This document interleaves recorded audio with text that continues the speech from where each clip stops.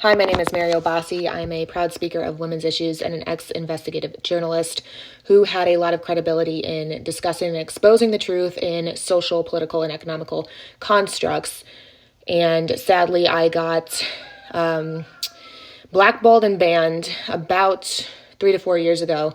And since then, all my platforms, followers, everything like that has been destroyed. So since then, I've decided to devote my life to God. I had discovered, by the grace of God, that there is a lot of lies about what is said in the Bible and who God is and what people say about God. So I've devoted my life to that since then, and that is what I currently pursue. With that being said, I do still follow the same things. I still am a nerdy birdie and read a lot and follow a lot of what's going on in our world. So those of you in the Obasi Posse who still have managed to find me and follow me have asked quite a bit what I think about the results of this election. And I have a little bit of things to say. Firstly, the results were nothing of a shock to me, and they were nothing of a shock to America, as they try to say in the media. There was nothing shocking about it. Number two, women have woken up today feeling completely destroyed and thinking that there is no choice for them in their bodily autonomy. Firstly, as a woman, this is very false. And those who are passionate about women's issues and things like that should really educate themselves and other women around them, such as their daughters, who they say they're voting for, about the facts, because it makes society lose respect for a female voice when you speak ignorantly on these issues, when you don't educate yourself. Take the time to read, study, and do these things and look for the facts. I encourage everyone to do this all the time. Miscarriage is not an abortion, okay? The amount of medical misinformation that is issued by the abortion lobby is putrid. All 50 states protect access to life-threatening and emergency medical care. That has not gone away. The cases we hear about in Texas where the women are dying has to do with everything with medical malpractice, and that's it. So study those cases.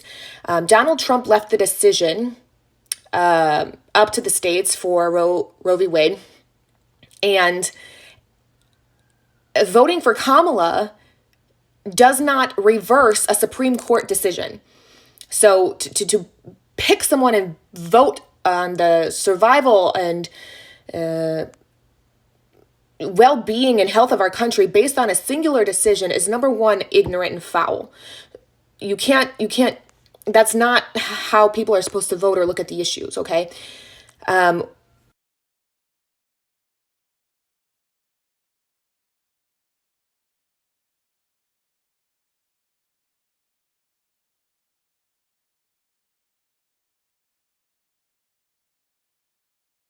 Wanting Kamala as a representation for female values and power is a disgrace to the female gender.